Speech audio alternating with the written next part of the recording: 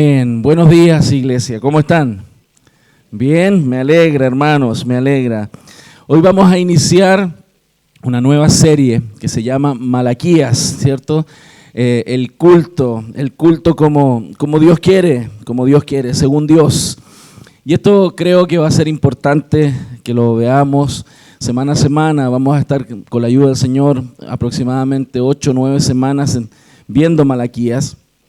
Y espero que podamos profundizar. No es una carta muy larga, así que van a poder leerla rápidamente todos. Y me gustaría que hiciera ese esfuerzo de leer la carta completa varias veces y así poder enriquecerse. Pero quiero comenzar hablando de lo que es el culto.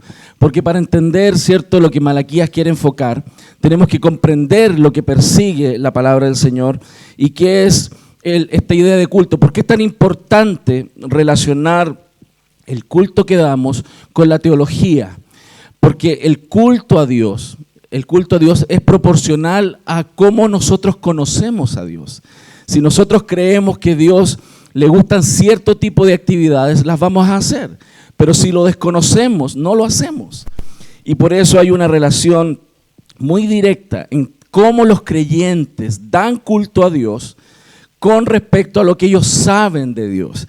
Históricamente, la enseñanza doctrinal, la enseñanza de la palabra, algunos han sido reticentes, dicen, no, la letra mata, muchas letras, ¿para qué aprender tanto? Pero es tan importante porque nuestra adoración a Dios está muy relacionada con cómo nosotros conocemos que a Dios le gusta ser adorado. Yo siempre lo explico de esta manera.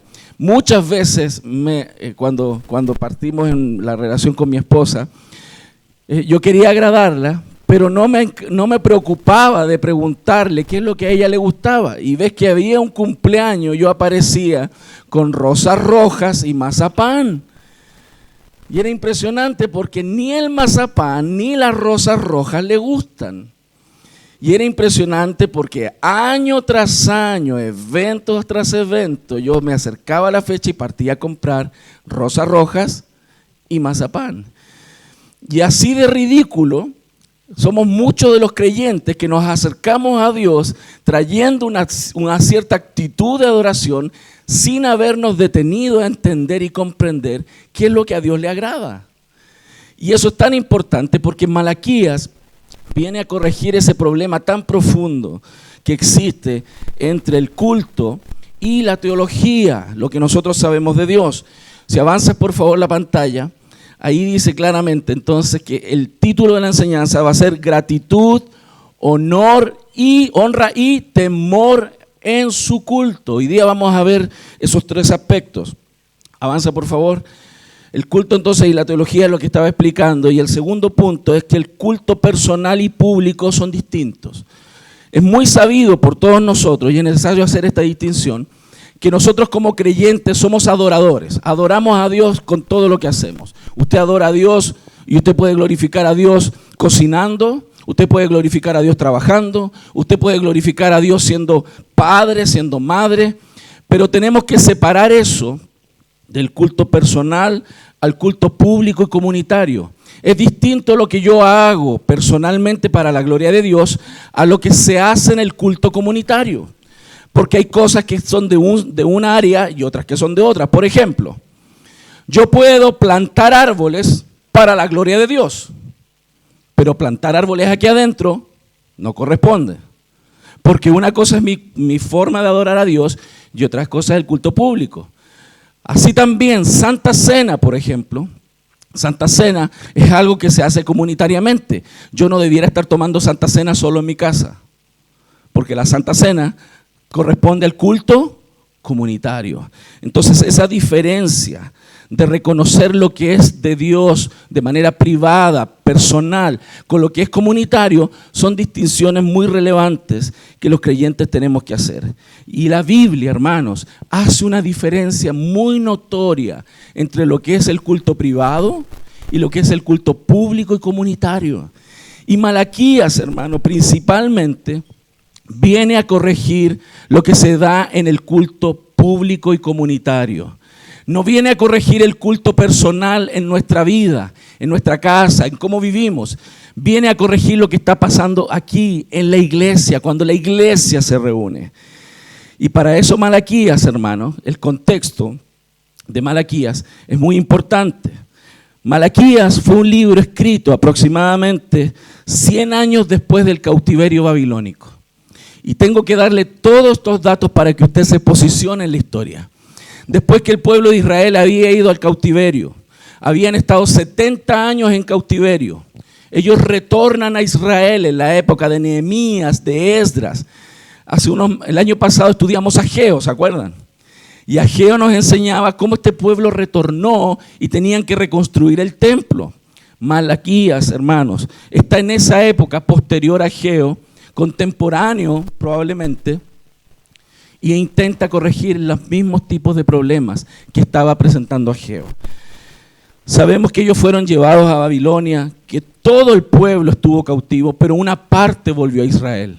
Ellos cuando volvieron intentaron volver a reproducir su vida, intentaron volver a hacer las cosas que querían hacer, comercio, vida, construyeron casas, querían construir el templo, querían volver a adorar a Dios, pero se les hacía difícil. Había presiones, había problemas económicos, el imperio persa los tenía subyugados, tenían que pagar mucho impuesto. Les era difícil. Entonces la gente y los sacerdotes comenzaron a desanimarse, porque les era difícil adorar a Dios. No les era fácil, era complicado. Habían logrado reconstruir el templo, pero ya era problema ir a la iglesia. Ya no les era grato ir al culto, porque venía a ser como rutinario. Era un problema levantarse, era un problema salir al culto. Los profetas también tenían problemas. Ellos también pasaban dificultades y se les hacía muy difícil.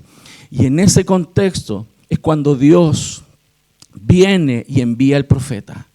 Porque el pueblo no estaba adorando a Dios como debía ser adorado. La gente iba al templo.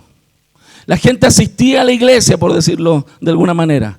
Pero no adoraba como Dios quería que él fuera adorado. Y para esto Malaquías escribe esta carta inspirada por el Espíritu Santo de Dios. Y es muy singular Malaquías. La mayoría de los profetas que usted va a leer en el Antiguo Testamento muestran al profeta dando un mensaje al pueblo, narrando una historia. Pero Malaquías está escrito, si usted lo mira, está escrito con 8 bloques muy similares, donde Dios hace un reclamo, el pueblo responde y Dios responde de nuevo. Dios vuelve a hacer un reclamo, luego el cuestionamiento del pueblo y Dios vuelve a argumentar 8 veces. La última es un poco diferente y es muy especial porque Dios de esa manera, mediante el profeta Malaquías, viene a cuestionar 8 áreas que son parte del culto comunitario. Como dice ahí en la pantalla, hay una declaración de Dios, luego el cuestionamiento del pueblo y luego la respuesta de Dios. ¿Tiene su Biblia? ¿Trajo su Biblia? ¿Sí? Abra Malaquías, por favor.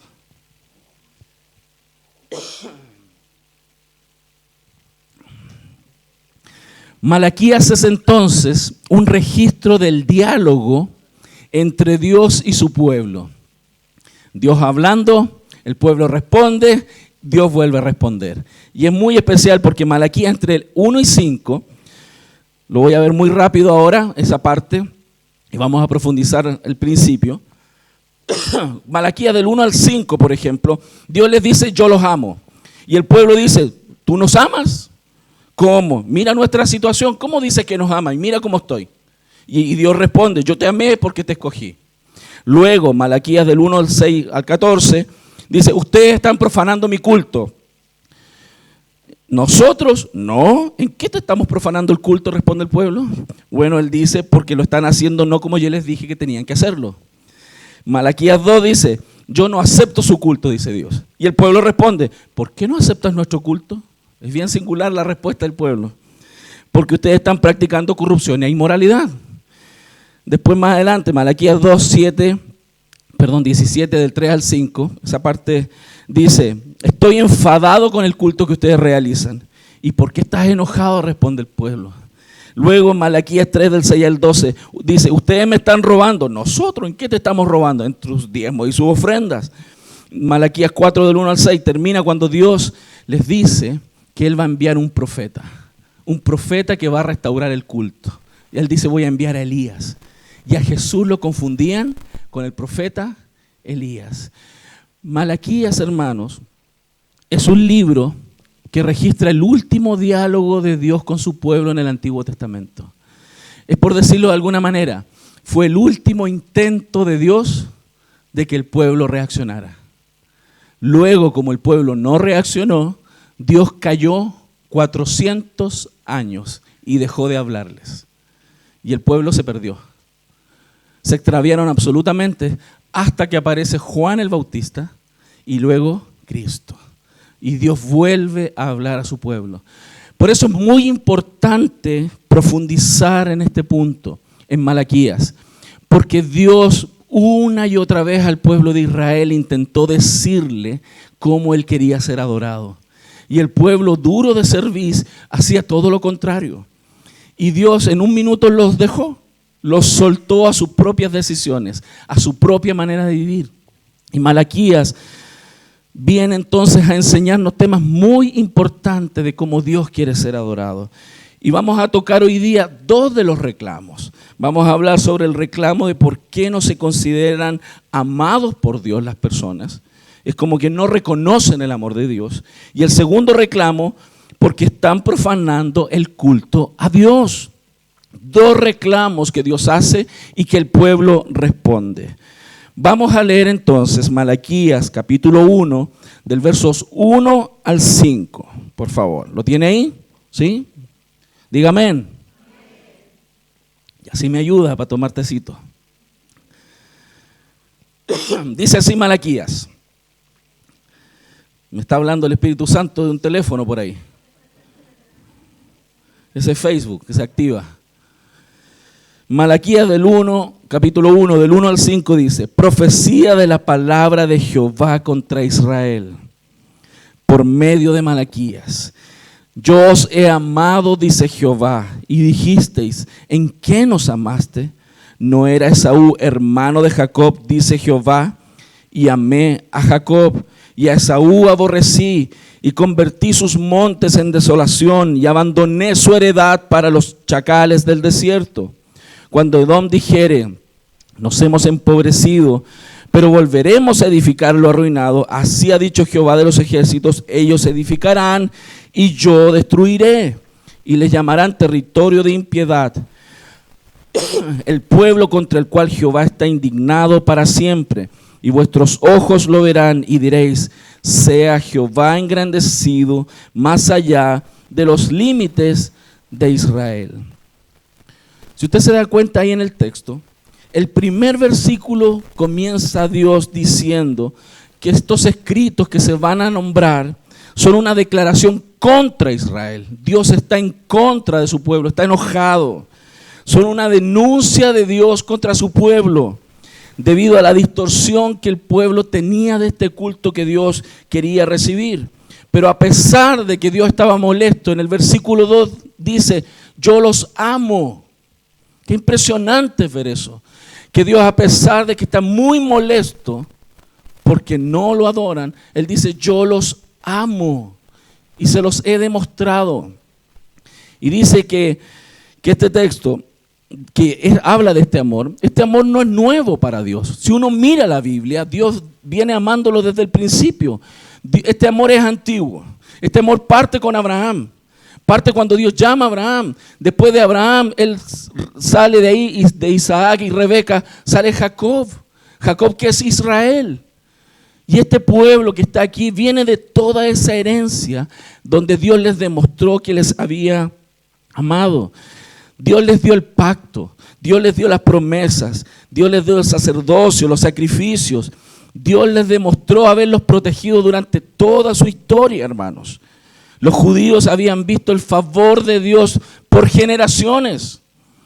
No tenemos que ser ingenuos. Israel era así un pueblito. Al lado de ellos habían imperios. Israel tendría que haber desaparecido hace mucho, sobre todo por sus pecados, porque pecaban una y otra vez, y eran así un pueblito. Los demás podrían haber arrasado, pero porque Dios es un Dios de pactos y es un Dios que ama, ese pueblo no desapareció. A esta altura, pasado tantas generaciones, ellos tendrían que haber desaparecido, hermanos, desaparecido. Por eso, este pueblo necesitaba oír primero que Dios, a pesar de todo, a pesar del reto que les iba a hacer, les iba a decir, yo les amo, yo les amo. Vean el verso 2, dice, yo os he amado, dice Jehová, y dijisteis, ¿en qué nos amaste? Y es impresionante esa respuesta. Es como si ellos dijeran, ¿me amas? Mira la situación financiera que estoy. Mira los problemas que estoy y me dices que me amas. Mira, el Señor nos ama y mira cómo los enemigos nos están dominando. Mira, el Señor nos ama y mira cómo estoy enfermo. Mira, tú dices que nos amas y nos falta trigo. Tú dices que nos amas y las promesas que están de los profetas no se han cumplido todas. ¿Cómo podemos saber que tú nos amas si no nos estás dando lo que nosotros queremos ver?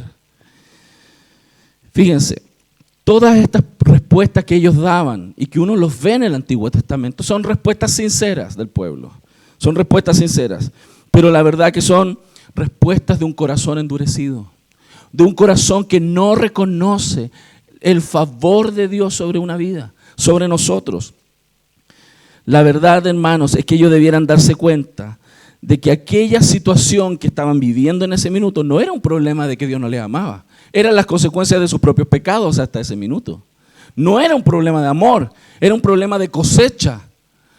Y ellos no estaban viendo que Dios, a pesar de todo, les amaba. Si nos damos cuenta, ¿cómo medía el amor de Dios Israel? Israel medía el amor de Dios en función de ¿qué? De los bienes materiales. Y hay muchos cristianos que dicen, Dios me ama cuando tienen dinero. Pero cuando no hay dinero, Dios no me ama. ¿Qué pasó con tu amor, Dios? ¿Qué pasó con el amor? ¿Dónde se fue el amor? Dios no es así. Entonces, la nación de Israel medía el amor de Dios por la prosperidad. Pero cuando Dios le decía a Israel que le amaba, lo decía de una manera que ellos no lograban entender. Algunos piensan que la teología de la prosperidad es algo nuevo. No, ya en ese tiempo estaba. Sí, en ese tiempo la gente ya medía el que Dios los amaba si los bendecía. Y si no se veían bendecidos o no creían en Dios o decían Dios no me ama. Esa distorsión ya estaba en la época de Malaquías. Pero, ¿cómo Dios les dice que les ama? ¿Por qué? Dios les responde, acuérdense, Dios dijo, yo les amo. Ellos dijeron, ¿cómo que nos amas? Y aquí viene la respuesta de Dios, versículo 2. Yo os he amado, dice Jehová, y dijisteis, ¿en qué nos amaste? No era Esaú, hermano de Jacob, dice Jehová, y amé a Jacob, y a Esaú aborrecí. Y convertí sus montes en desolación y abandoné su heredad de Esaú para los chacales del desierto. Aquí el Señor está rememorando un evento pasado. Ese evento de Isaac y Rebeca. Cuando Rebeca iba a tener 2 hijos y ella veía que esos 2 niños en su vientre se peleaban, se estaban peleando, y ella fue a consultarle a Dios. ¿Qué pasa, Dios, con estos hijos que tengo en mi vientre? Y en Génesis 25:23, el Señor responde, 2 naciones, dice, hay en tu seno, y 2 pueblos serán divididos desde tus entrañas. Un pueblo será más fuerte que el otro, y el mayor servirá al menor. Hermano, qué tremendo. Habían 2 pueblos en el vientre de Rebeca, que eran claramente Jacob y Esaú. ¿Quién nació primero? Esaú, él era el primogénito. Pero Dios no escogió al que nació primero. El que nació primero era el más fuerte. El que nació primero y más fuerte. Él eligió al menor y el más débil. Porque Dios escoge. Eso es predestinación. Fíjense, es lo mismo que el apóstol Pablo en Romanos 9, 10 al 13 dice, y no solo esto, sino también cuando Rebeca concibió a uno de Isaac nuestro padre, pues no habían aún nacido, ni habían hecho aún ni bien ni mal, para que el propósito de Dios conforme a ¿qué? A la elección permaneciese, no por las obras, o sea, no por si alguien es bueno o malo. Dios no elige por si alguien es bueno o malo, sino simplemente porque Él llama. Se le dijo, el mayor servirá al menor, como está escrito, a Jacob amé y a Esaú aborrecí. Hermanos, no había ninguno hecho ni bien ni mal, ni bien ni mal, pero Dios escogió soberanamente. Porque Dios escogió a Jacob y no a Esaú, no lo sabemos, mas Dios lo hizo. Dios menosprecia a Esaú, iglesia. Dios menospreció a Esaú. Y fíjense, los descendientes de Esaú fueron los edomitas, que fue un pueblo que después fue guerrero contra Israel. Y ellos terminaron desapareciendo de la historia, los edomitas, tal como Dios lo predijo en Malaquías. En la práctica, hermanos, es como si Dios les dijera, ¿quieres prueba de que te amo? ¿Quieres prueba de que yo te amo? Ok, te elegí sobrenaturalmente. Y te elegí soberanamente. Aborrecí a Esaú. A otros al lado tuyo no los escogí. Te escogí a ti y a tu descendencia. Esa es la prueba del amor que Dios da. Esto es un poco extraño para algunos. Porque cuando pensamos en la doctrina de la predestinación nos cuesta pensar de que sea algo que nos pueda consolar en momentos difíciles. No tendría que escoger a ninguno Dios, mas Dios escoge. Y esa es la mayor prueba de amor. Romanos 5:8 dice, mas Dios muestra su amor para con nosotros, que siendo aún pecadores, Cristo murió por nosotros. La mediación de Cristo y su elección en esta salvación, hermanos, es eterna y es la respuesta de Dios para el amor hacia nosotros. Esto quizás para algunos no es mucha cosa, pero para Dios es toda la respuesta que alguien necesita escuchar. Fíjense, Dios no responde, Dios no está respondiendo, yo te amo porque te doy casa, yo te amo porque te pago las cuentas, yo te amo porque te sano, yo te amo porque no tienes problemas. No, Dios no responde así. Dios responde, yo te amo porque te escogí. Y esto es impresionante, ¿saben por qué? Porque cuando uno mira la contraparte, tiene mejor perspectiva. Porque a los que escogió para salvación van a ser bendecidos siempre con vida eterna. Pero aquellos que no eligió van a tener no solo la lejanía de Dios, sino la ira de Dios sobre ellos. El versículo 4, por favor, acompáñenme. Cuando Edom dijere, nos hemos empobrecido, pero volveremos a edificar lo arruinado, así ha dicho Jehová de los ejércitos, ellos edificarán y yo, porque quien Dios aborrece, lo desprecia totalmente y va contra ellos por sus pecados, no porque Dios es malo, sino que Él viene a hacer justicia frente a sus propios pecados. Pero al que Dios escoge, cuando el que escogió peca, Dios lo perdona. Ese es el privilegio de los escogidos de Dios. Hermanos, dura cosa es caer en las manos del Dios vivo. Dura cosa, dura cosa. Si Dios es por nosotros, ¿quién contra nosotros? Pero si Dios está contra nosotros, no tenemos ninguna posibilidad. Y esto es importante, porque muchos llegan al culto a Dios y su aliento, su ánimo para adorar a Dios es función si tienen dinero o no tienen dinero. Si están sanos o no están sanos. Si tienen problemas o no tienen problemas. Así no se adora a Dios, dice el Señor. Es suficiente razón para adorar a Dios porque te escogió. Esa es la respuesta que Dios le estaba dando al pueblo de Israel por medio de Malaquías.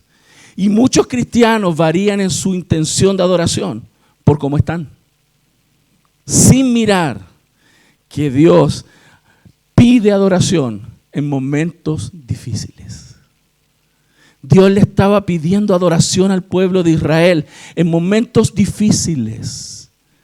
Y por eso el Señor distingue los verdaderos creyentes y verdaderos adoradores en función de cómo ellos se acercan a Dios sin pensar en si tienen o no tienen, sino solamente agradecidos porque son salvos. Eso debiera hacernos cantar, hermano. Eso debiera hacernos adorar. Eso debiera hacernos levantar las manos, saber que somos escogidos de Dios. Esa fue la respuesta de Dios al pueblo. Fíjense, ¿qué enseñan hoy día los pastores en muchos lugares y en la televisión? Alégrate porque Dios te va a prosperar. Alégrate porque Dios te va a dar casa. Alégrate porque Dios va a arreglar tu matrimonio. Alégrate por esto, alégrate por el otro. El Señor le dice, eso es basura. Dios dice, alégrate, alégrate porque eres escogido.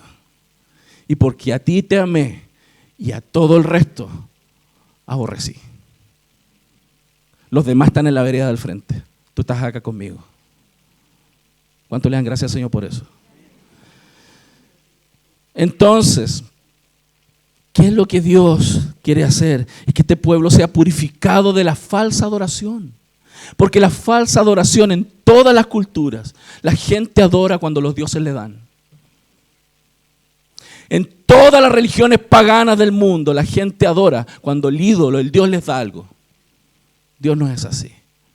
Si tú vas a adorar porque te sana, o porque te sana solamente, y si no te sana no vas a adorar. Tú vas a servir al Señor porque estás sano, y si estás enfermo no le vas a servir. Eso es lo que Dios quiere eliminar del culto. Eso es lo que Dios va a erradicar del culto. Y Él lo hizo, ¿saben con quién? Con Cristo. Cristo lo hizo en crisis. Cristo lo hizo perseguido. El Señor lo hizo en las peores condiciones. Él adoró al Padre en toda circunstancia. Gracias al Señor por Cristo, ¿no? Si no, no estaríamos aquí nosotros, hermanos. Entonces, ¿qué podemos aprender? Aprender para nosotros. Primero, que a pesar de la respuesta cínica del pueblo, porque ellos dijeron, ¿en qué nos amas? Como si no supieran que a Jacob amó y a Esaú aborrecía. Ellos sabían eso, pero no lo apreciaban. El pueblo sobre el amor de Dios, Dios responde pacientemente. Dios tiene paciencia con nosotros, pero toda paciencia tiene límites. Por eso hay muchos creyentes que pasan disciplinas porque la paciencia de Dios se agota. Porque vienen al culto reclamándole a Dios, pero ¿cuándo me vas a dar lo que yo te estoy pidiendo? No es suficiente venir al culto, adorar a Dios, porque Dios nos escogió. Muchos faltan a las iglesias porque están con faltas, con problemas, con circunstancias. Con mayor razón hay que ir al culto. Recuerden que Malaquías está corrigiendo el culto comunitario, culto de la semana, de una vez a la semana. Segundo, la mejor manera de despertar nuestro corazón para el culto es recordar quién es Dios. Esa es la mejor manera de motivar. Mucha gente llega a los cultos, llega al culto comunitario, pero realmente no presta el culto que Dios quiere. Están presentes en las congregaciones, pero no están adorando a Dios como Dios quiere. La visión correcta de Dios, entender bien a Dios, conocer bien a Dios, lo que a Él le agrada, nos va a permitir adorar de mejor manera. Entonces, si usted está escuchando esto hoy día, el próximo domingo va a llegar con otra actitud. No va a llegar así, no, es que tengo problema económico, por eso estoy desanimado y no voy a levantar mis manos al Señor, no voy a cantar, no voy a aplaudir porque tengo problemas. No. Porque usted va a levantar las manos y va a aplaudir porque Dios le escogió. ¿Lo ve? Eso es lo que Dios le está diciendo al pueblo, corrigiendo la adoración. Hermanos, la doctrina es importante porque las personas están asistiendo a las iglesias a adorar lo que no conocen y buscan a aquel que no entienden. Por eso es tan importante leer las Escrituras y entender qué es lo que a Dios le agrada. ¿Qué pasa? ¿Qué piensa la mayoría de los cristianos en las iglesias? No me refiero solo a lo que puede pasar eventualmente en la nuestra. ¿Qué es lo que los cristianos piensan que es el culto? Que es un conjunto de experiencias religiosas donde hay un grupo de personas todos juntos que cantamos, hay una música apropiada, un vestuario apropiado, pero no reconocen que también la mente, lo que nosotros pensamos, está vinculado con el culto.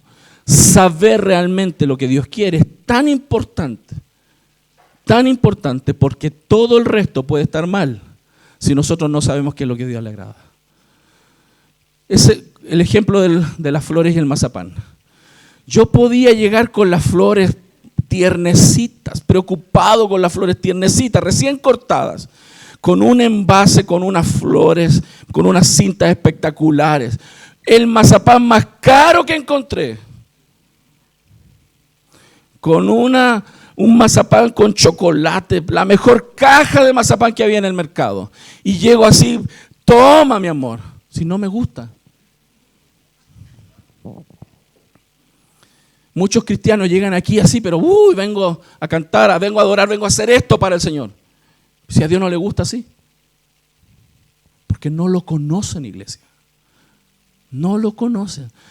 Y una de las primeras cosas que usted debe entender, que Él quiere que usted le adore porque te escogió a ti y aborreció a otros. No por si te dio o no te dio cumplir la meta de fin de mes. No es por eso. Sino porque tú estás destinado a vida eterna y hay otros que están destinados al infierno. Y tú eres salvo. Suficiente razón, ¿no? Lo estamos viendo, iglesia. Para muchos, lamentablemente, Dios es el genio de la lámpara. Y la gente se acerca a Dios como para frotar a Dios y que salga algo. Para muchos Dios es un Dios que conoce el futuro y vienen a consultarlo sobre qué tengo que hacer mañana. Esta decisión. No quiere decir, fíjense, que no nos podamos acercar a Dios y pedirle, porque Dios es uno de los primeros que alienta, pídeme. Pero la gente se acerca solo a eso.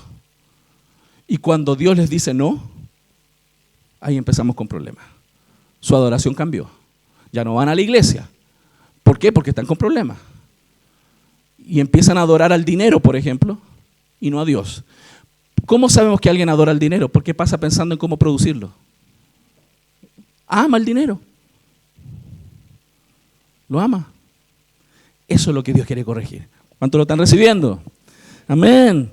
Entonces, tercero, el amor de Dios entonces no se mide en las bendiciones materiales. No se mide. Un caso bíblico que nos muestra muy claro esto es el caso de Job. Si usted recuerda Job, capítulo 13, Job llegó a decir, he aquí, aunque él me matare, en él esperaré.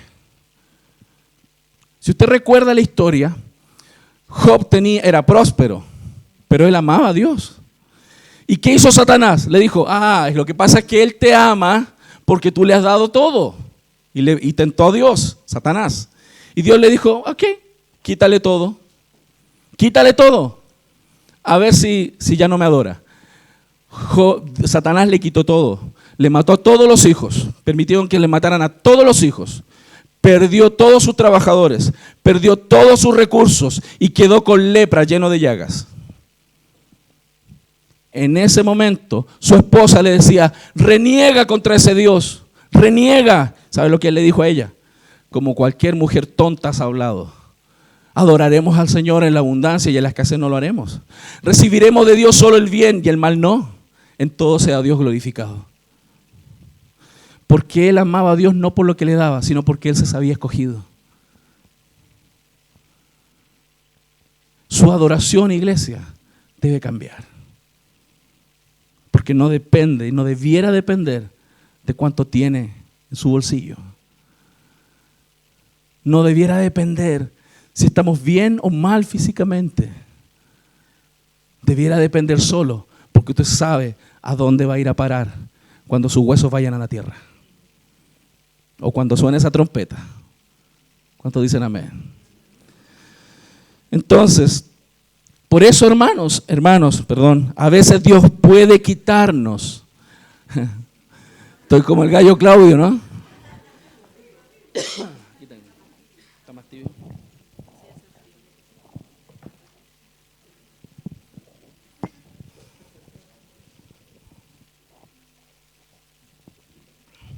A veces Dios... me cambió la voz. Voy a tomar más seguido esta cuestión.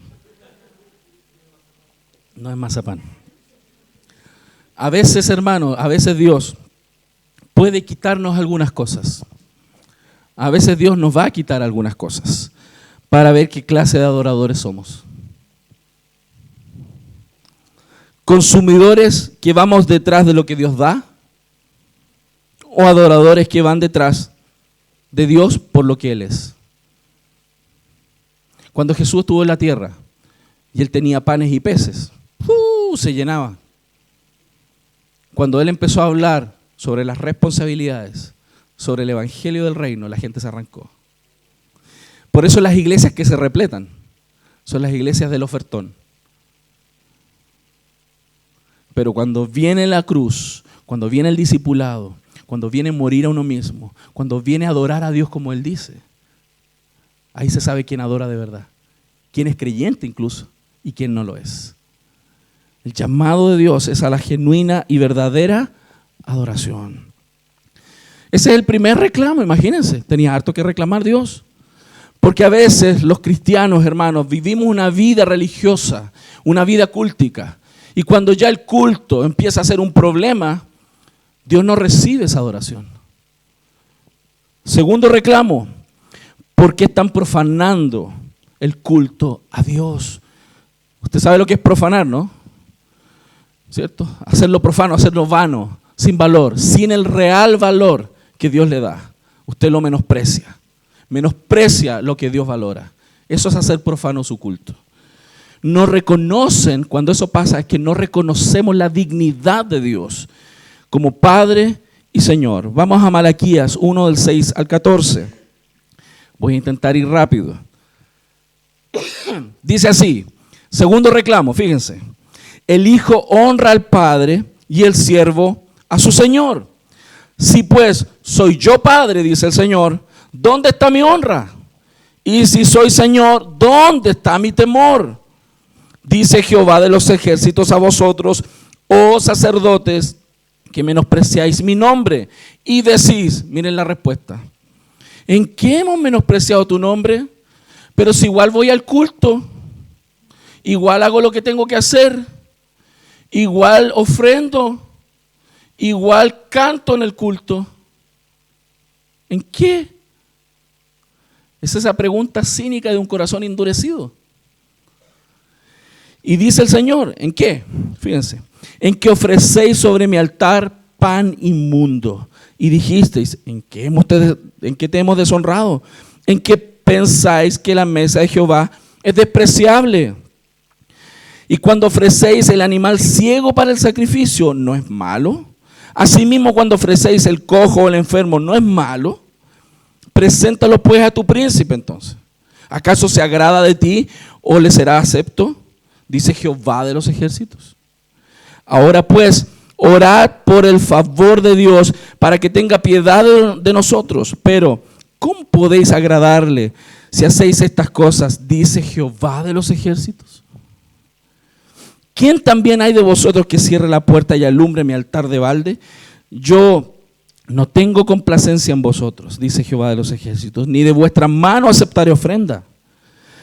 Porque desde donde el sol nace hasta donde se pone, es grande mi nombre entre las naciones. Y en todo lugar se ofrece a mi nombre incienso y ofrenda limpia. Porque grande es mi nombre entre las naciones, dice Jehová de los ejércitos. Y vosotros lo habéis profanado cuando decís, inmunda es la mesa de Jehová. Y cuando decís que su alimento es despreciable. Habéis además dicho, oh, qué fastidio es esto. Y me despreciáis, dice Jehová de los ejércitos. Y trajisteis lo hurtado y lo cojo enfermo y presentasteis ofrenda. ¿Aceptaré yo eso de vuestra mano, dice Jehová? Maldito el que engaña, el que teniendo macho en su rebaño promete y sacrifica a Jehová lo dañado. Porque yo soy grande rey, dice Jehová de los ejércitos, y mi nombre es temible en la tierra. Qué gran reclamo y qué gran argumentación da Dios a esa respuesta de la confrontación de Dios. ¿Y en qué? Si yo no fui, revísenme. Esta denuncia de Dios es a los sacerdotes y por conexión directa con su pueblo. La idea de Dios es llamar nuevamente al arrepentimiento. Dios le está dando otra oportunidad al pueblo. Le está diciendo reaccionen. Los sacerdotes son la mira, pero también el pueblo porque está en lo mismo. El culto, hermanos. Y aquí quiero aclarar algo. La gente a veces tiene una idea del culto en el Antiguo Testamento que no es real. El culto en el Antiguo Testamento era básicamente sacrificio. Usted, si piensa en un culto del Antiguo Testamento, usted no va a ver ahí cantantes y coros y alabanzas. Primordialmente el culto era matar animales. Matar y correr sangre. No eran cánticos. Eventualmente se cantaba. Algunas veces los sacerdotes en el Antiguo Testamento enseñaban la ley. Algunas veces, no era cada rato, y eventualmente cantaban, sino que todos los días había sacrificio, 3 veces al día. ¿Y sabe lo que tenían que hacer los levitas? Prepararse para eso. Tenían que recibir el sacrificio que traía la gente. ¿Y qué tenían que hacer los levitas junto con el sacerdote? Si la persona traía un animal, tenían que revisar el animal. Revisar que estuviera perfecto de acuerdo a la ley. Tenían que hacer el pan del propiciatorio. Y el pan tenía que ser hecho con cierta receta que Dios le dio a Moisés. Si no lo hacían con esa receta, Dios se molestaba. Los animales tenían que ser perfectos, sin cicatrices, sin daños. No tenían que ser tuertos, tenían que ser perfectos los animales. Perfectos. Y el levita tenía que revisar eso. Pero ¿qué pasaba aquí? Venía un animal. ¿Qué pasa? La gente traía lo que le sobraba. Lo que le sobraba. Y Dios sabía que tenían. Dios sabía que tenían. Les dijo, ustedes traen lo que les sobra. Ustedes traen lo peor. Y ustedes sacerdotes están permitiéndolo. Están permitiéndolo. Y ese reclamo es el que está haciendo ahí. O sea, Dios está reclamando 2 cosas, hermanos. La actitud de ellos para con el culto, porque lo menospreciaban, no tenían la actitud correcta, pero también, hermanos, estaban haciendo las cosas de manera errada. Fíjense, la actitud, ¿por qué, hermanos? Porque ellos tenían una mala actitud, ya estaban desanimados. Era la rutina. Es como aquel, por ejemplo, alguien que va a la alabanza y va al culto, es que tengo que ir a tocar otra vez. Y ahí está, colateado, porque tiene que tocar, porque tiene que ensayar. Así estaban.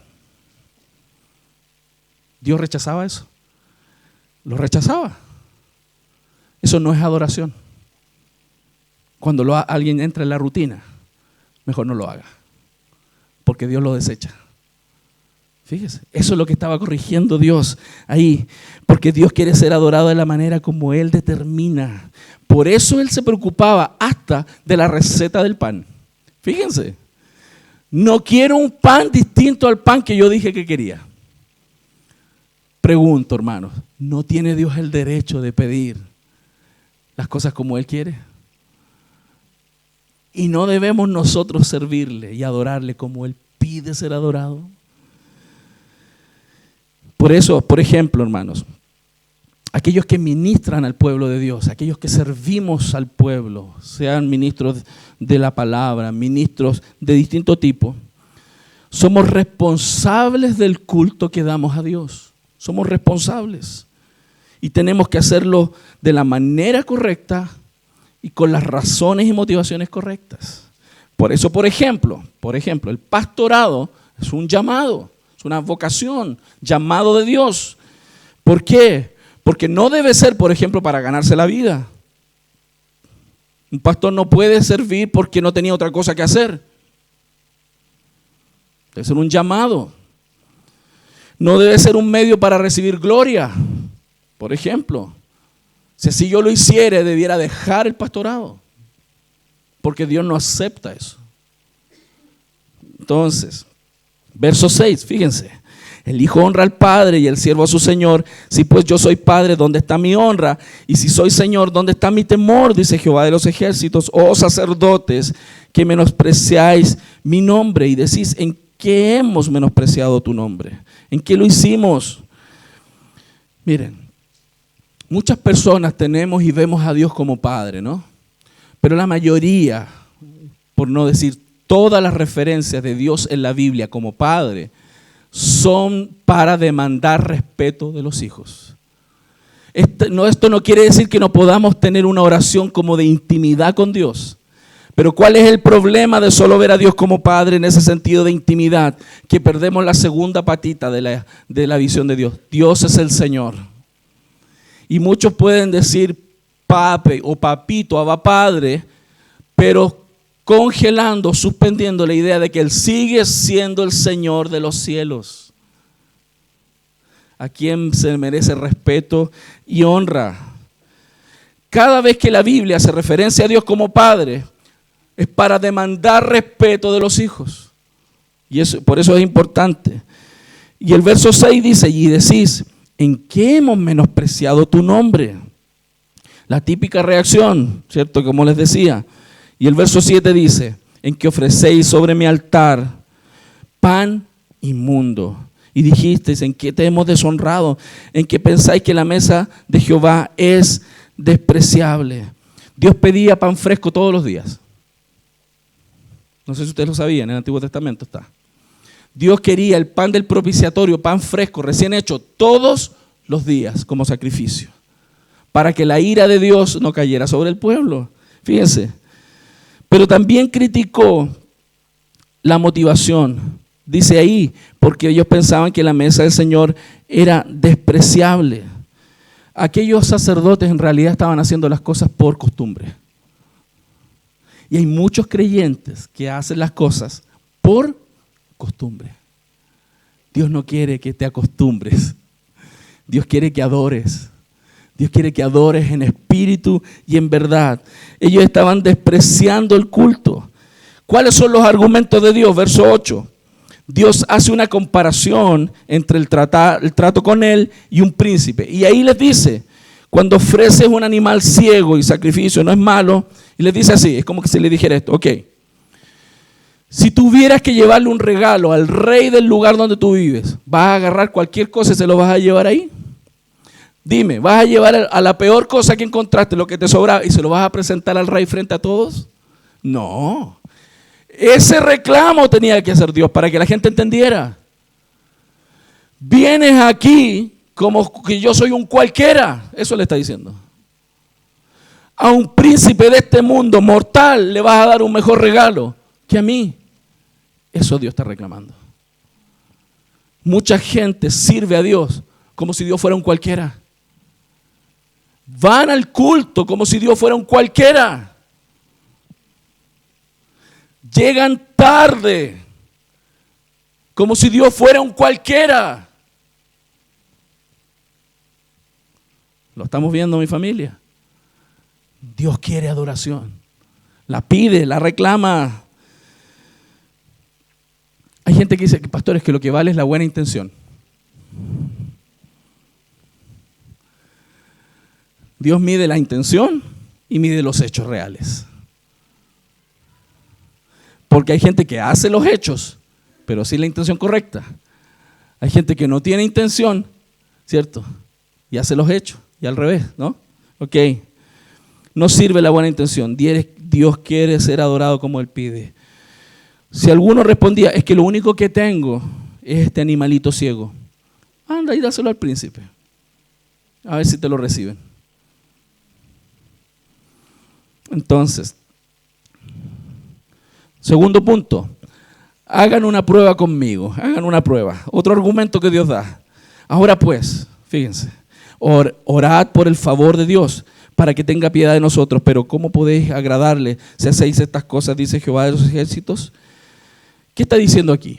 Es como traigan las ofrendas de esa manera, así, a lo que salen. y luego pídame un favor, a ver si le respondo. Eso está diciendo Dios. O sea, traigan lo que sobra de sus vidas, den lo que sobra de su vida, los restos, y luego pídame un favor. Y esperen ahí. Es como si le dijera, esperen sentados.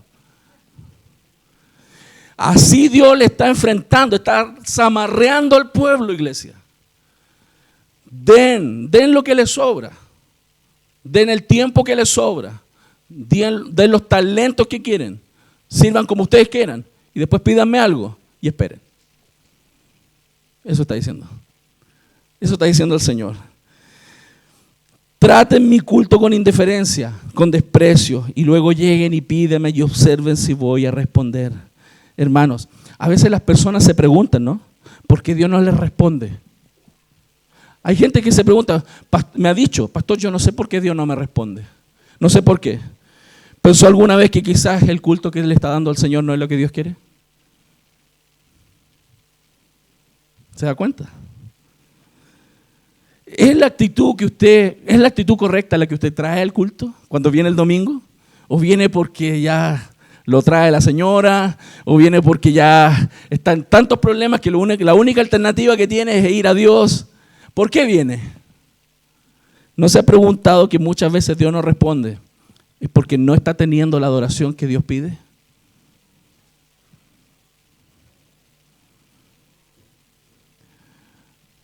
Muchos piden sanidades, pero no adoran a Dios. No lo adoran. Ellos creen que lo adoran, mas no lo adoran. Pero así todo, hermanos, Dios nos da. Así todo, Dios te sustenta. Así todo, no has pasado hambre. Así todo, tienes más, muchas veces, de lo que esperaste tener. Dios es misericordioso, ¿no? Dios es misericordioso. Tercer punto. Yo no miro tu culto. Ya estaba molesto Dios. Molesto. Uno se da cuenta aquí en el texto que Dios está molesto. Muy molesto. ¿Quién también hay de vosotros que cierre las puertas y alumbre mi altar de balde? Y yo no tengo complacencia en vosotros, dice Jehová de los ejércitos, ni de vuestra mano aceptaré ofrenda. ¿Sabes lo que Dios está diciendo aquí, iglesia? Es que Él no va a aceptar las ofrendas ni ninguna actitud de los sacerdotes de esa manera. Así que apaguen la luz y cierren la puerta. Eso Dios está diciendo. Apaguen el fuego, que el sacerdote cierre la puerta y váyanse. Si es así, no quiero culto. Miren, si es impresionante este libro. Dios está molesto.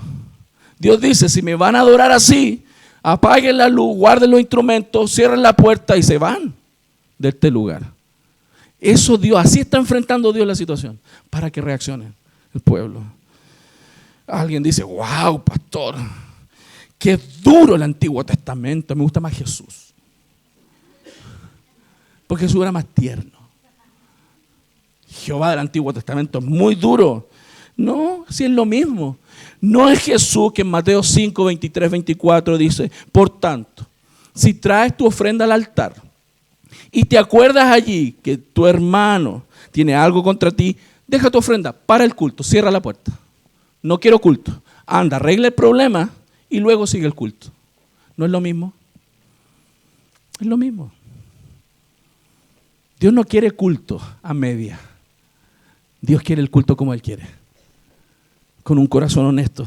Fíjense, a Dios le importa no tanto las canciones, como cantemos, no tanto como hablemos, no tanto el lugar, como el corazón de los que están en ese lugar. Y yo creo que esto nos está enseñando a todos nosotros, que si vamos a venir a este lugar, al culto comunitario, tenemos que hacerlo como Dios está pidiendo. Con gozo, alegres, agradecidos, cantando con salmos, himnos y cánticos espirituales, dando gracias porque hemos sido llamados a la familia del Señor. Tenga plata o no tenga plata, esté pasando una necesidad o no, hermanos, Dios está ahí detrás de todo. Y muchas veces te va a estar probando para ver si eres un genuino adorador o uno de esos de mentiras que andan, ¿cómo se dice? Pululando por las iglesias, de iglesia en iglesia. Muchos cristianos van de iglesia en iglesia mientras se sienten bien y se acomodan. Cuando hay algo que no les acomoda, se cambian de iglesia, porque ellos están buscando lo que ellos quieren encontrar, no lo que Dios está pidiendo que tienen que hacer, que es adorarle en espíritu y en verdad. Y cuarto, y ya estoy casi terminando, hermanos. El sermón de hoy era largo. Un día voy a recibir, dice el Señor, la gloria que es debida a mi nombre. Y Él lo promete, porque Él lo hace. Porque desde donde el sol nace hasta donde se pone, es grande mi nombre. Él está hablando de Él entre las naciones, y en todo lugar se ofrece a mi nombre incienso y ofrenda limpia, porque grande es mi nombre entre las naciones, dice Jehová de los ejércitos. Cuando la palabra dice ahí, se ofrece, en todo lugar se ofrece, en realidad ese verbo, está mal traducido, es un verbo futuro. Se ofrecerá. En el futuro se ofrecerá a mi nombre incienso y ofrenda limpia. Porque en ese minuto había mucha gente quemando incienso, paganos, y no estaban adorando a Dios. Y el verbo ahí es futuro. Versículo 12. Y vosotros lo habéis profanado cuando decís inmunda en la mesa de Jehová, y cuando decís que su alimento es despreciable. Habéis además dicho, oh, qué fastidio es esto. O sea, qué lata ir a la iglesia. Qué fome ir a la iglesia. ¿Dijiste eso? ¿Lo dijiste aquí? ¿O lo dijiste de boca? ¿O le dijiste a tu esposo? ¿O le dijiste a tu esposo, qué lata, ya no quiero ir a la iglesia? Dios no recibe tu adoración. No te recibe. ¿Qué lata ya? Ya estoy hastiado. Y me decís, ¿qué dice Jehová de los ejércitos? Y trajiste lo hurtado, o cojo, o enfermo, o presentaste esa ofrenda. ¿Aceptaré yo eso de vuestra mano? Dice Jehová. Vienen con lata, pero frente a todas las personas actúan como que está todo bien. Y dan a medias su ofrenda a Dios. Dan a medias su devoción a Dios, porque en realidad están fingiendo. En realidad están levantando las manos, están cantando, pero fingiendo.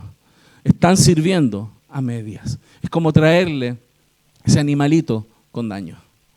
Y el Señor lo conoce. Al Señor no lo engañamos.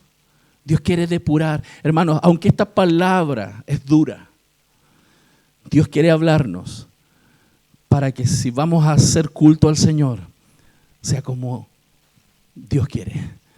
Sea perfecto como Dios quiere, no a medias. Esto puede acontecer con pastores, con líderes. Yo conozco colegas, pastores, que ya hacen las cosas por rutina. No hay devoción en su corazón. Y muchos permanecen porque no tienen otra forma de seguir viviendo. Y eso es triste. Pero también hay cristianos que están en las iglesias por tradición, por rutina. Dios no quiere eso para su iglesia. Dios no quiere eso para nosotros. Yo no quiero esto para ustedes tampoco. Sino que adoren, como el Señor dice, el verso 14. Maldito el que engaña, el que teniendo machos en su rebaño promete y sacrifica a Jehová lo dañado. Porque yo soy grande, dice Jehová de los ejércitos, y mi nombre es temible entre las naciones. Hermanos, 8 veces en este párrafo expresa sobre su grandeza. 8 veces, dice el Señor. Y es muy interesante que coloque en lugar su majestad. ¿Por qué Dios habla de que Él es tan grande? ¿Saben para qué lo hace? Para que el pueblo adore como corresponde. Porque cuando Dios es chico en el corazón nuestro, lo adoramos así, de tú a tú. Pero cuando Dios es grande y majestuoso, lo adoramos como Él es. Asombrados de Dios, de su grandeza. ¿Qué vamos a aprender entonces? Primero, la llave para el espíritu correcto del culto, ¿qué es? Saber quién es Dios. Dios no es un Dios chico, Dios es un Dios grande, hermano, grande. Segundo, Dios no acepta un culto que no esté de acuerdo a su palabra, con la motivación correcta y acorde a quien Él es. Y tercero, hermano, la gran responsabilidad de los pastores es hacer el culto y revisar cómo éste se debe hacer. Así que tengo pega. Y vamos a depurar el culto. con la ayuda del Señor, con la sabiduría y la misericordia del Señor. Gracias a Dios que Cristo, hermanos, abrió el camino al Padre para que hoy entremos a su trono de gracia, para alcanzar misericordia y hallar gracia para el oportuno socorro. Y a pesar de que muchas veces adoramos imperfectamente, por medio de Cristo Él recibe la genuina adoración.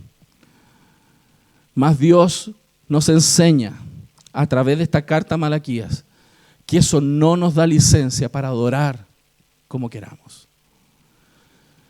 Si nosotros siguiéramos adorando, probablemente como lo hacemos hoy, muchos de nosotros, nos caería una reprimenda así tan dura como esta. Y los juicios que cayeron sobre ellos porque ellos fueron dispersos. Perdieron todo lo que tenían los israelitas. Casi desaparecieron por 1000 y tantos años, hasta que en 1948 Dios les devolvió la tierra. Muchos cristianos podríamos caer exactamente que Dios nos dejara abandonados y nuestra descendencia abandonada, mas Dios no lo hace. ¿Saben por qué? Por Cristo. Porque Él da genuina adoración al Padre, representándonos a nosotros. Pero eso no nos da licencia para venir delante de Él y decir, Señor, tú no me amas. No me da licencia para decir y traer delante de Él una adoración a la pinta nuestra, sino que tenemos que reflexionar y adorar al Señor con todo el corazón.